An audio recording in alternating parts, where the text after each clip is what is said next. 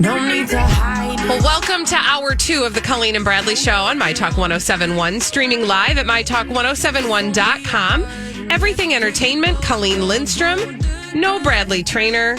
He is not accounted for today. He's not with us.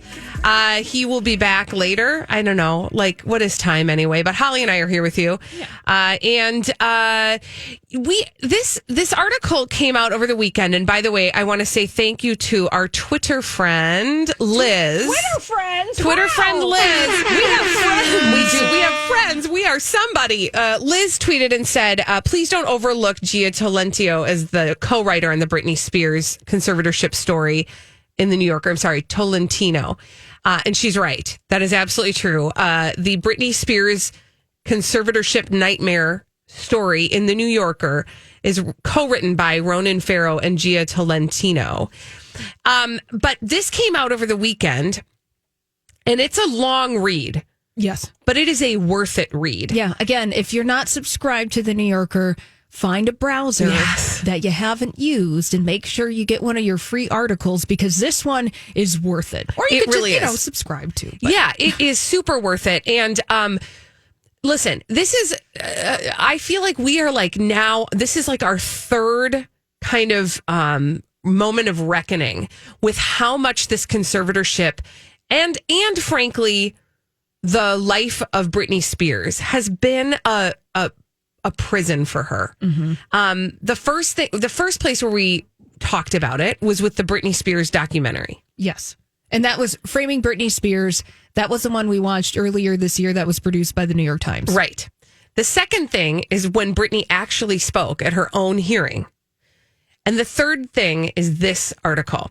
With each of those, I believe that the picture of what the conservatorship is actually doing to her and how it's hurting her and not helping her, it becomes more and more clear. Mm-hmm. And this article does a very thorough job in talking about not only how the conservatorship started, but some of the misunderstandings around the conservatorship, including the fact that Lynn Spears, Britney Spears' mother, wasn't even clear from go that this was a permanent thing. Yeah. This was always sold to them as though it was going to be a temporary thing. Mm-hmm. You also get a picture painted of Jamie Spears, her father, that further enhances the fact that he is not a positive force in her life.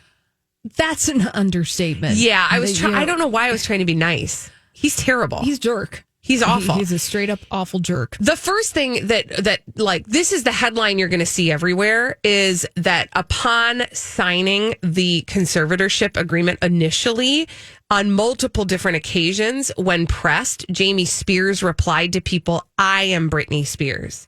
Oh, yeah. Which tells you the tale of a person who is kind of drunk with the power of the pop star, that he sees his daughter as a brand and not necessarily as a human being. Yeah. And when he does see Britney Spears as a human being, it's devastating, the things that came out of Jamie Spears' mouth. So right when Britney Spears... So I'm just going to leap forward in time because this is also another headline that you will probably see about this article in the New Yorker, was that right after Britney Spears was placed in a conservatorship, or at least it was after the second 5150 hold. So this was around 2008-ish, before Britney Spears was set to appear on How I Met Your Mother. Yep. Kind of like her comeback. Like she's back. She's healing. Well, what Jamie Spears said while they were sitting in a room with the TV on, allegedly Jamie Spears told Britney Spears was, "You're fat. Daddy's going to get you on a diet and a trainer and you're going to get back into shape." Oof. Not like, "Hey, daughter, you've been through a lot lately. I'm glad that you're feeling better," or "I'm here for you. We love you. You need to get help.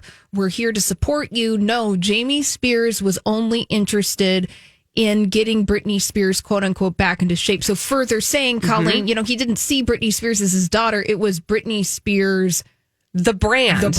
Right. It's all about how can I continue to make money off of her. That is what drives the majority of his decisions as part of the conservatorship. And what's interesting, this actually makes me want to dig more into Lynn Spears. She has that autobiography Still Standing. Did I make that up? That's not what it's called. She wrote an autobiography, a memoir. She has a book. She's got a book out there. But what is interesting is the way that she's described in this this article in the New Yorker as somebody who doesn't really push back. They describe conversations with her in interviews for this article as her whispering, being concerned that somebody was going to catch her talking about the conservatorship. You get this notion that even she doesn't mean to be complicit in this, but it's like she feels hamstrung too, right? Because she's in between, everybody. She's sort of at the center of all of this, trying to manage all of it. She doesn't quite know what is good about the conservatorship or what was once good about the conservatorship and how it's actually operating.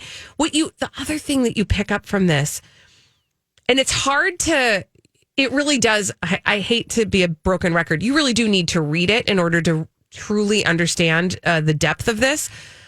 But what comes through loud and clear is how much this conservatorship is set up to only help the conservatorship and not her. Oh, absolutely. One of the shocking, I suppose, I don't know if shocking is the right word, but one of the things that I didn't understand in depth about Britney Spears' conservatorship before reading this article in the New Yorker was how Britney Spears was completely and totally controlled. In one aspect in particular, how time and time again, Britney Spears tried to retain an attorney on her own to advocate for her.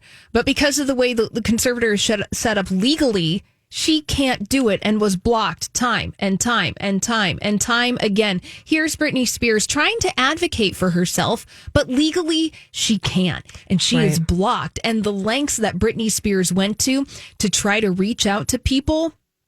For example, one of the anecdotes in this article is that Britney Spears literally went to the grocery store. She went to a Ralph's in Los Angeles, took a stranger's phone and called Sam Lutfi. Stole the phone. Stole this dude's phone. Yes. And called Sam Lutfi, her one-time manager. That was her manager in the late 2000s. Yeah.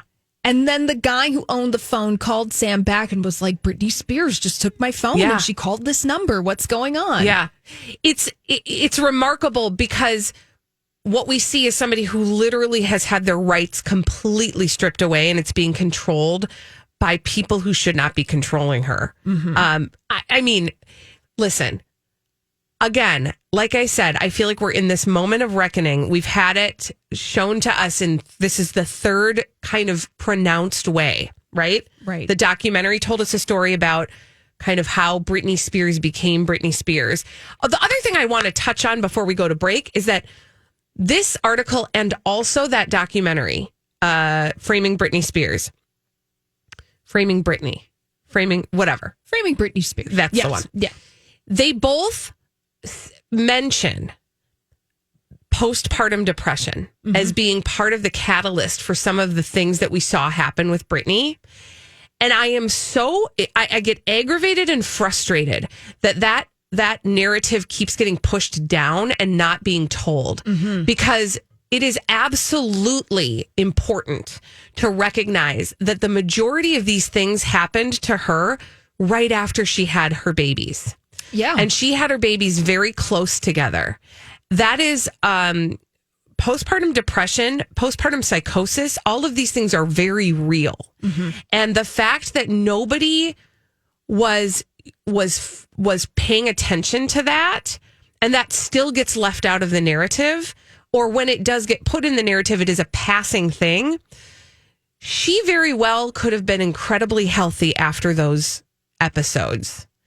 But we are still treating her, and the conservatorship is still treating her like she is incapable of managing her own life.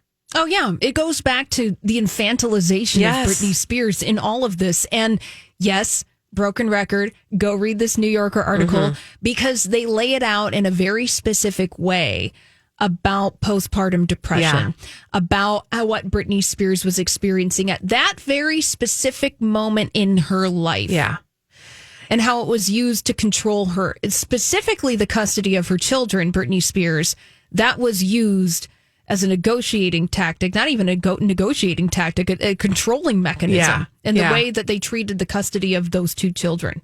Again, later in the show at about 2:15, we're going to have another conversation about how the people around Britney Spears who have been associated with this conservatorship are starting to tiptoe back. And what that is going to look like. We'll be talking about that a little bit later in the show. But next, we have some Bennifer news. Guys, they're out and about. They're going on cozy strolls. And, Jennifer's just never been happier. We'll talk about that after this on My Talk 1071. Oh, man, we love a publicationship on the Colleen and Bradley Show. My Talk 1071, streaming live at mytalk1071.com. Everything Entertainment. Colleen Lindstrom, no Bradley Trainer. He is not with us today. Holly Roberts and I are here with you. Oh, yes. And let's check in on our friends Bennifer, shall we? Oh, of course. The POS publicationship of summer. It's so true. Holly, I think you coined a term that we are all enrolled in Publicationship University. Oh, yes. We're in summer school, Colleen. Yes. Don't get too sad about it because you're going to learn a lot. Now, we are all enrolling in Publicationship University, otherwise known as good old PU. We can smell it. We can smell We can smell you. Yes, we can smell you. Now, one of the courses in Publicationship University, I believe, Colleen, you are going to be leading this course. Thank you. It is all about the cozy stroll. Oh, my gosh. The cozy stroll. Y'all, Ben Affleck and Jennifer Lopez, the original Bennifer, were spotted strolling in the Hamptons, taking a, quote, cozy stroll on Saturday. And we got to pick some stuff apart. Great. Okay, so first of all, and we're going to just explain the photographs to you. Since you don't have them in front of you, we will do you the service of giving you an audio representation of what's happening in these photographs of Ben Affleck and Jennifer Lopez. Oh, where do I begin? I'm going to start with their outfits. Okay. Please. They are in coordinated outfits, you guys. Well, it's a nice, lovely oatmeal palette. This has been art directed, okay? Because you don't see Ben Affleck strolling around in chinos. Chinos. And an off-white sweatshirt. He's a jeans guy. Yes. Or like a board shorts guy. Yes. This is completely art directed. Oh, this is totally art directed. He's wearing sneakers that you wouldn't know it, but I bet those are about $500 or $600 sneakers. For sure. Those are Golden Goose sneakers. And then Jennifer Lopez, she's like, I want to be matching, but I want to keep it casual. Right. And I want a nautical theme, so I'm going to grab this rope and tie it around my waist. Because they're in the Hamptons. How else would you know? How else would you know? She is wearing chinos as well. They're kind of a wider leg. And then she's got an oatmeal sweater on as well.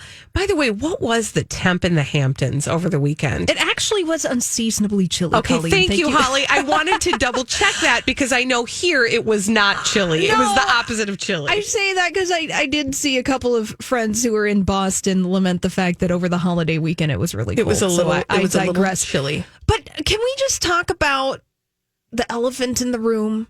Is it the way they're walking? No, it's sad Ben. Oh, he doesn't look happy. He doesn't look happy. He fully doesn't. He looks forlorn. I mean, maybe, or concerned. Maybe he's thinking about his laundry list. Maybe he's thinking about when he can go on his cigarette break. I don't know.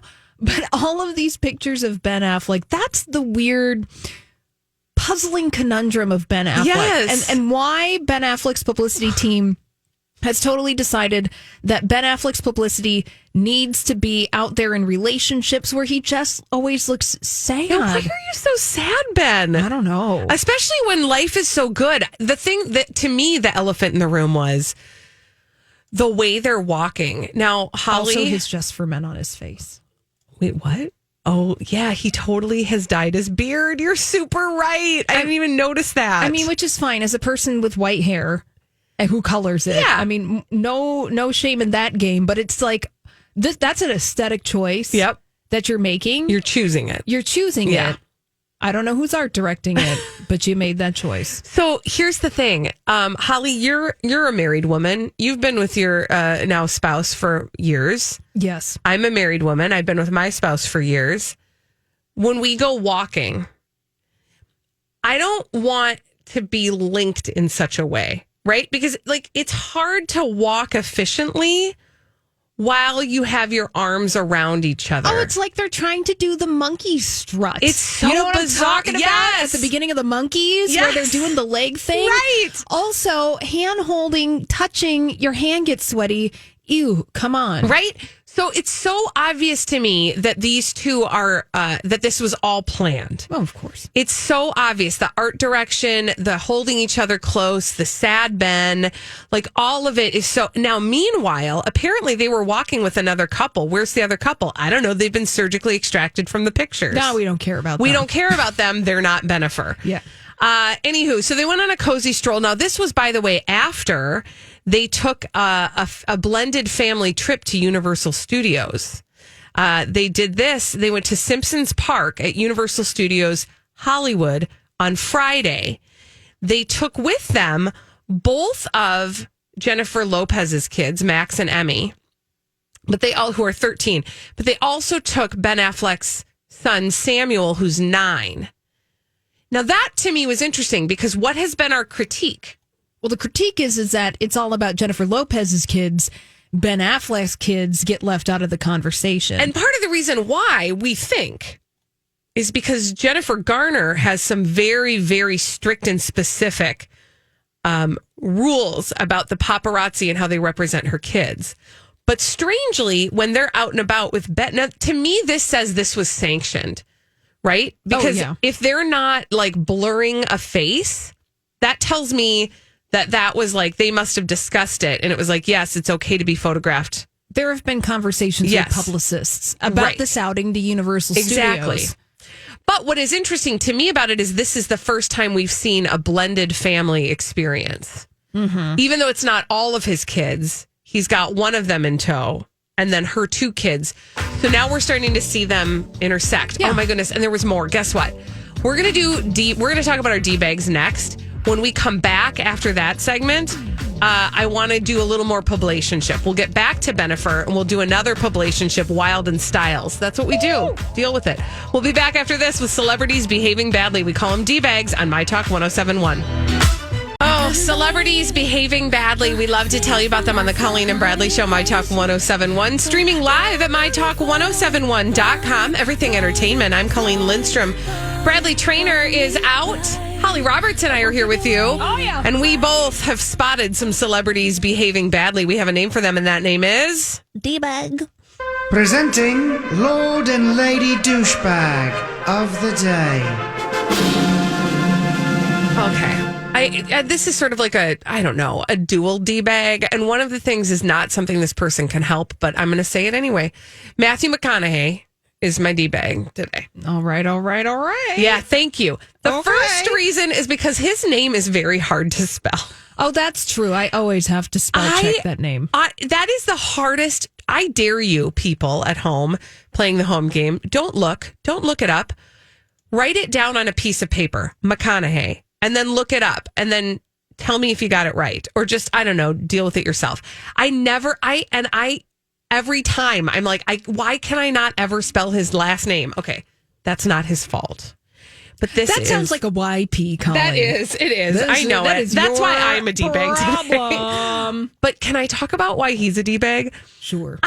Listen, do we want him in a political office? Yeah. Because he's really gunning for it. Yes. And the ways in which he's doing it, I am suspect. Okay, so apparently... I'm just going to read his words because it's so Matthew McConaughey.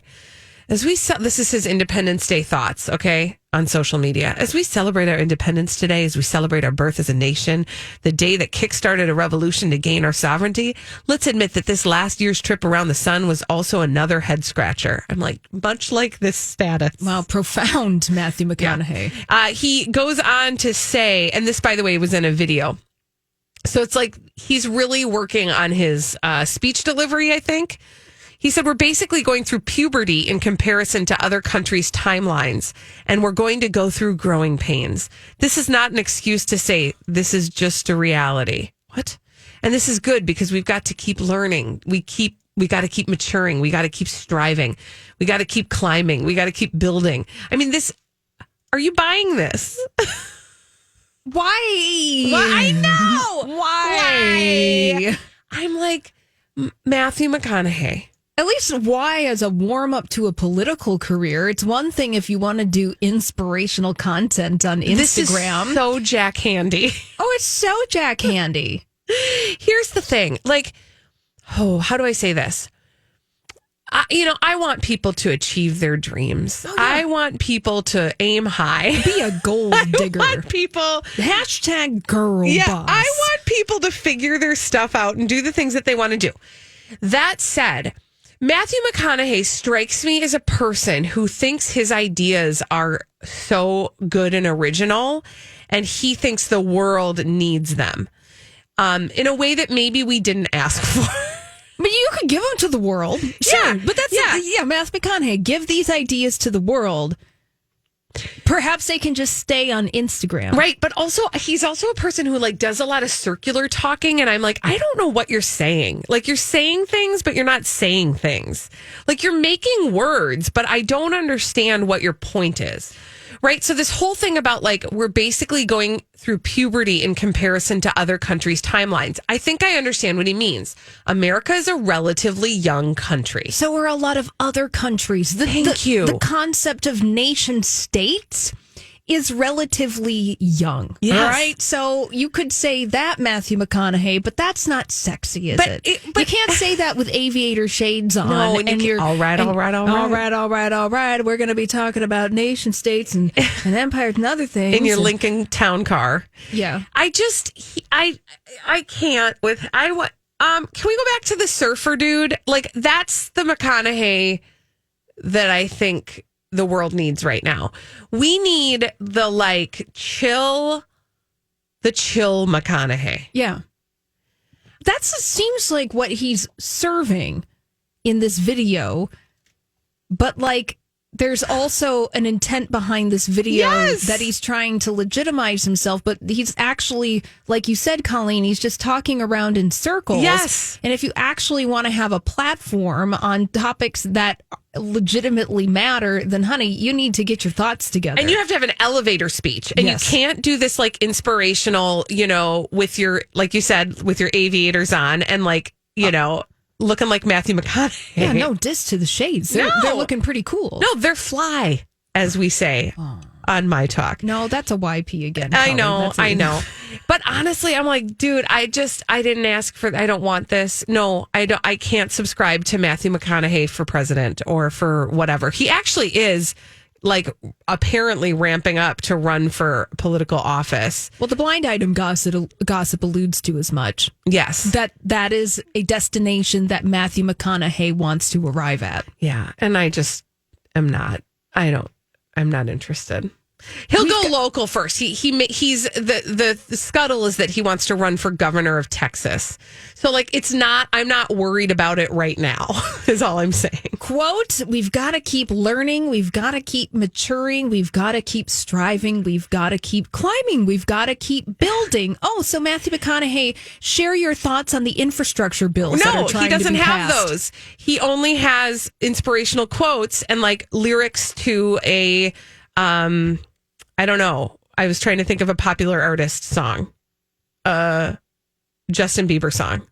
Yeah, it's like a accessories version. Yes, exactly. There's the poster of El Capitan in Yosemite. Yeah. And then underneath that it says, keep striving, keep learning, keep building. I actually want that with Albert Einstein. That can be arranged, Colin. Okay, thanks. That can be arranged. All right, who's your D-bag? Oh, it's not... I put this in the D-bag category only because it was just really embarrassing. And I want to bring everyone in on the secondhand embarrassment that I had when this was sent to me. And also, Mike Love is my D-bag of the day. Oh, okay. The Beach Boy. The Beach Boy. Okay. Because Mike Love doesn't really want to be doing the Beach Boys anymore. He's doing it because he has to. Well, or that he wants to and he just wants to keep the dough rolling. Which respect to that. Listen. Got to get yours where you can get yours. But it's the visual of what happened on the 4th of July telecast of the Beach Boys featuring John Stamos, because now we have to add John Stamos to the bill. That's what I want to talk about, actually. But I want to get through Mike Love first. Let's just get through Mike Love first. And then I want to talk about Stamos. Because when they were performing Wouldn't It Be Nice on stage in Fort Lauderdale on the 4th of July, Mike Love totally didn't want to be there. And you could tell that the camera people at CNN, the director, was like, oh, cut away. Because when they're singing Wouldn't It Be Nice, which it was a little rough. I'm going to play a little bit for you. Good. Okay. Mike Love literally standing on stage with his arms folded, and you could tell the camera person just cut away. They're like, cut away. He's not in it. He's not in it. Bored of himself. Oh my gosh. Now listen to this. Okay. I'm scared. Look, Colleen, they tried. I like the Beach Boys. I grew up with the Beach Boys. I like the Beach Boys, so I'm about to be sad. I just want you to know. I love the Beach Boys. Yes. I love concerts of the genre. Went to John Fogerty on Sunday night. It was fabulous. Okay. But, just have a little. Okay. Moment. Even Mike Love wasn't having it. Oh, dear.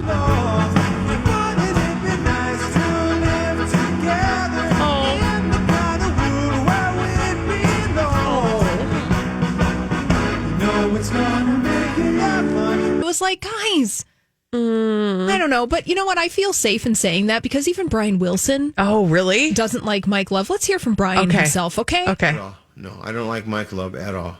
Okay, so... Okay. Right. All right. Well, there you go. There is a long history, Colleen, in Beach Boy beef. Oh, yeah. Beach Boy beef. But we don't Which have is time. actually a theme restaurant that's popping up in Las Vegas. Ooh. Right next to Margaritaville. Beach Boy beef. Try the Al Jardine. So, Colleen, let's go back to John Stamos. This is the thing. Okay. Like and I love John Stamos, okay? But I like that we have to qualify. I know, because I don't want people to just think I'm dragging him just to drag him. But doesn't anybody else kind of think it's weird that he's built a career? Because his character, Jesse Katsopoulos on Full House, was like a major Beach Boys fan. He was a musician, Jesse and the Rippers. Don't even get me started. Anyway, he fell in with the Beach Boys. And ever since then, that's what birthed the relationship between John Stamos and the Beach Boys. And now John Stamos is an honorary part of the Beach Boys. Oikos Yogurt, John Stamos.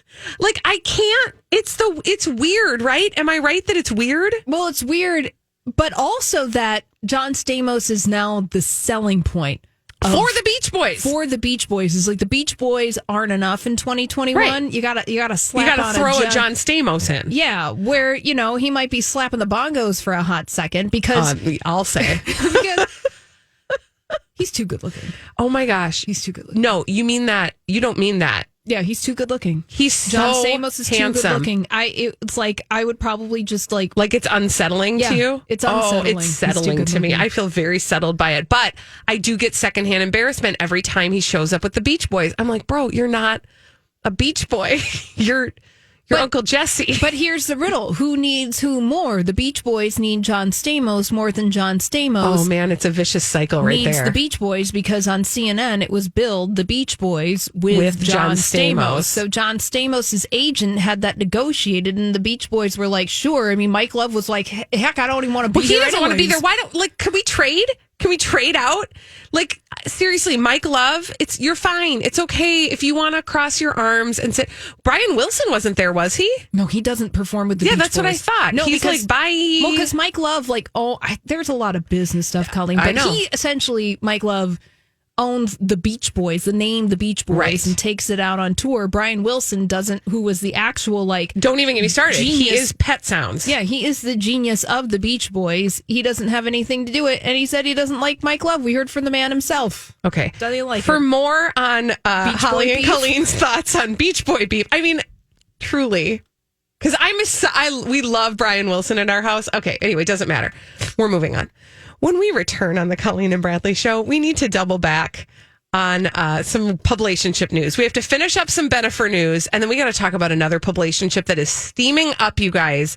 Wild and Styles after this on My Talk 107.1. Thank you, Holly. This is the Colleen and Bradley show on My Talk 107.1, streaming live at mytalk1071.com. Everything Entertainment. I'm Colleen Lindstrom. Bradley Trainor's on vacation. Holly Roberts and I are here with you. And by the way, I just wanted to quickly tell you, I just checked in with Bradley Trainor because he is, and I think this is public, so I can say it, right? He's in Florida. And I asked him, how's the storm going? Hey, how's that tropical storm working out for you? Because I'm going to need you to come back. Not right now, but at the end of your vacation, he said it's just a steady rain right now. So we'll keep abreast of what's going on. Looking at the there. radar, it seems that the tropical storm warning that's happening in the greater Florida area, it's moving along. Yeah, it's moving along. There's some rain. And that's what's happening. But here on the Colleen and Bradley Show, we are going to enroll in another section of Publicationship University, PU. Smell it. And I wanted to go back to Bennifer because there was a very key moment. Jennifer Lopez answered a question, or was it even a question? How are you doing, maybe? How do you feel? And she said something and nothing all at the same time. Well, Jennifer Lopez has a new single out, Colleen. Oh, would you look at that? Would you look at that? She has a new song out. It's fine. Listen to it. Go and listen to it wherever you find your music. But she revealed that she feels that she's currently, quote, in the best time of her life. Now, Jennifer Lopez said, I'm super happy. I know people are always wondering, how are you? What's going on? Are you okay? This is it. I've never been better. Ooh. She's never been better. Why? I have some follow-up questions, but I can guess we did not ask those. We didn't ask those, and she's not answering them, Colleen. What do you think? She's going to be telling you reality? No. She said, I want my people who care about me because I care about them so much to know that I've really gotten to a place in my life where I'm great on my own. What? And I think once you get to that place, then amazing things happen, and you never imagine in your life happening again. And so that's where I'm at. Man, Jennifer Lopez needs to get on Matthew McConaughey's political ticket because both of those guys can say a whole lot of words without saying anything at all. I don't really want to get too picky with this, but I just want to, does anybody believe that she's great on her own? I believe that Elizabeth Reese is the one who is who is honed in on the fact that she's a serial monogamist. She loves to be in love. Yeah. She loves the beginning of love. She loves the sexy beginning love that is so hot that you just can't get enough of it. She loves it so much that she's doing it again with the same person. Oh, you love those endorphins in the first 18 months of a relationship. Oh, it's so hot, fun. it's sexy, and then when those wear out, you're like, ooh, there's the underwear pile in the corner. Yep, now I have to clean the bathroom, and I don't think it's cute anymore.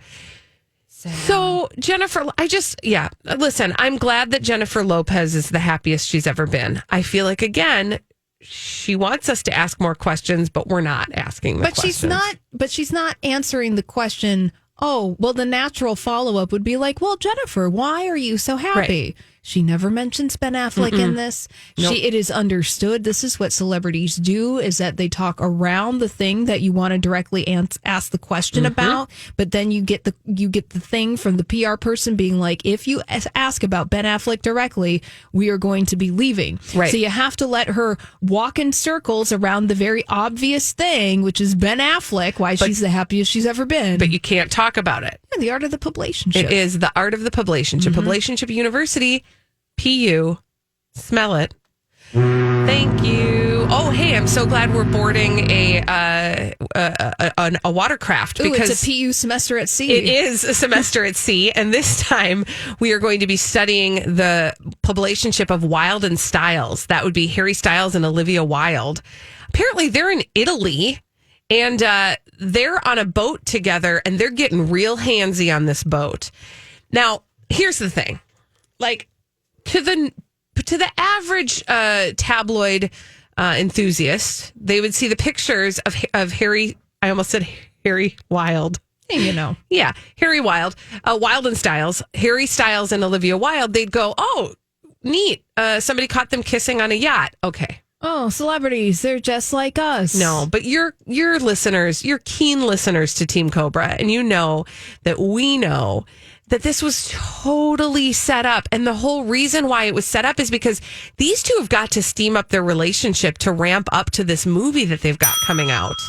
Oh, yeah. Because we've never seen them like this. No, we haven't seen them like this. Real smooching, doing a photo spread on a yacht there. Now, Colleen, you were gone. Yep. Last week, and the exclusive story last week about Harry Styles and Olivia Wilde was that they can't keep their hands off of each other in Italy, and that they were spotted out and about in Tuscany. Now, we only got a glimpse of this. Yep. There were two photographs. One of them was a man and a woman walking down the street with their backs to us. And then we saw another photograph. Was that a stunt, Wilde and Styles? Or Well, it could very well be. I mean, and then we saw a picture of Harry Styles, what seems to be Harry Styles walking in Italy. Then Page Six had the exclusive details surrounding those photographs. So it was obvious that like their people were talking to Page Six and were like, okay, well, we got to get the story out there. These kids are in Italy. They're hot and heavy and having a wonderful publicationship summer. And so now we need to have official photographs of the two of them. And that's what's happening here in Tuscany. And I mean, look, I would like to be on a yacht in Italy. yes, No shame in the game right now. I love talking with you, Colleen, but I also would like to be on a yacht I would in Italy. make out with Harry Styles on a yacht in Italy. Oh, I mean, for sure. listen, happily married. Tongue, fine. But if that's what it takes, okay. No, but honestly, we've got pictures of the two of them tangled up, sitting out, sunning themselves. They're standing on the deck, embracing, looking longingly into each other's eyes. They're riding on a dinghy together. I mean, does it get sexier? You know what it says about when people ride on a dinghy What together? What does it say? They're thirsty for attention. Hey, Yeah. no, it just the two of them. We started to hear the rumors that they were but we've never seen them like tangled up in each other. We've seen them walking together. We've heard rumors about them being together. We saw her taking suitcases out of her house and taking them to his house before they went to England together, I think. But we've never seen them like really locking it in. Yeah, well, now Until they're now. locking it in. Now, what I neglected to tell you, Colleen, about the reports last week was that in the Page Six article, which I placed in our segment for you to look at, it's totally, this is why people do publicationships, so that they have context to talk about projects that they're doing, because within that they're like, well, Harry just wrapped up filming My Policeman in London and he's been taking a break on the beach. So it's like, okay, well, now we can plug that project. Harry Styles is working. Right. And then we can also plug in Olivia Wilde, like, well, she's been in London. She's with her kids, you know, because, you know, goodness, we've contextualized anyone outside of, you know, you can, I'm a mom, so I have to be a mom all the time. You got to and be a mom. Yeah. So they framed her this way. She's working. So there we go. Now we have an update on what Harry Styles and Olivia Wilde are doing professionally. And never forget, they now- can also plug the upcoming psych thriller Don't Worry, Darling, which she directed and he starred in. Thank you. Okay, when we return, here's the question, you guys. What are you happy about today? 651-641-1071. What's making you happy? Give us a call. We'll take your calls after this. 651-641-1071. What's making you happy today? After this on My Talk 1071.